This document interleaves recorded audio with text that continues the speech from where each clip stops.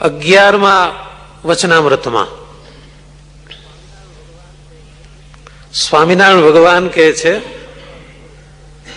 કે જેટલા શાસ્ત્રો છે એને બધા સાંભળે છે, જેટલા સાધનો છે જપ તપ તીર્થ યજ્ઞ વગેરે, આ બધા સાધનોને આચરનારા ધર્મ અર્થ અને કામ ત્રણ વસ્તુને જ લક્ષ્યમાં રાખે છે. ધર્મ અર્થ અને કામ.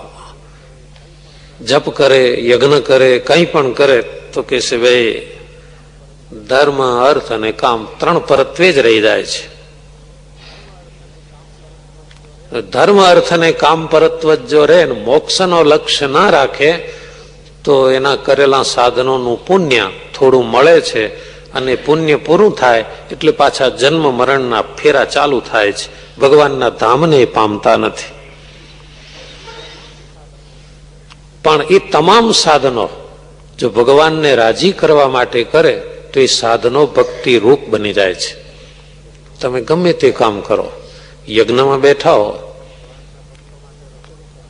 ભગવાનના ભક્તો માટે રસોડું કરતા હો,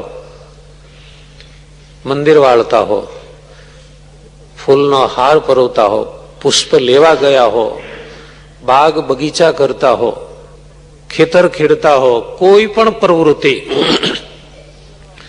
જો ભગવાનને રાજી કરવા માટે કરો તો એ તમારી તમામે તમામ પ્રવૃત્તિ ભક્તિ બની જાય છે. કેટલી સરસ વાત છે. માની લો કે તમે કોઈ મહામંદિરમાં, આપણે તો નાનું મંદિર છે પણ મોટા મંદિરોમાં કર્મચારી હોય છે, વેતન પ્રમાણે પગાર લેતા હોય. એ પગાર લઈને મંદિરનું કામ કરે. જો એ મનમાં એમ સમજે પગાર બગાર તો ઠીક છે, આ તો ભગવાનની સેવા મળી એ મોટું ભાગ્ય છે, તો એ નોકરી નથી, એની ભક્તિ છે. અને જે એમ સમજે કે મંદિરમાં તો લાખો આવે કે કરોડો, આપણે તો 2,500 મળે છે, તો એ કર્મચારી જ છે, એને મંદિર સાથે કોઈ નિસ્બત નથી. એ મંદિરમાં કામ કરે છે છતાં એનું કામ ભક્તિરૂપ નથી. પણ તમે તમારા ઘેર કામ કરતા હો છતાં તમારી પ્રવૃત્તિ ભક્તિ રૂપ બની જાય, જે પ્રવૃત્તિમાં ભગવાનને ભેળવો. તો કોઈ બેન ઘેર વિચાર કરે કે કેવી ભાજી મળે છે સરસ, લાવો આજ તો ઠાકોરજીના થાળ કરીએ, ભગવાનને સરસ ઢેબરા બનાવીને જમાડીએ.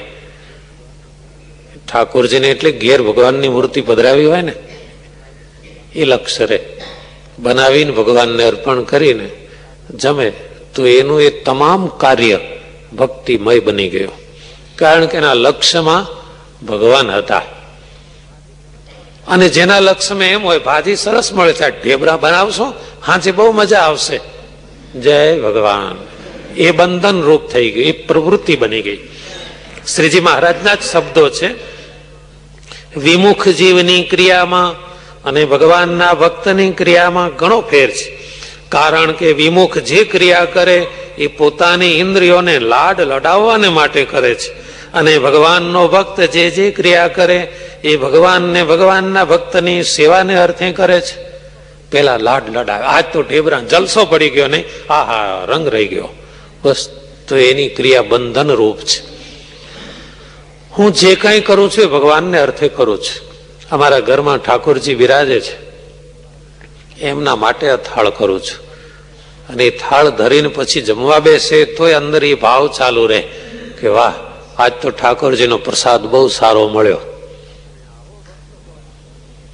અને આવો ભક્ત હોય એ નૈષ્કર્મ્ય ભક્ત કહેવાય છે, એને કોઈ કર્મનું બંધન થતું નથી.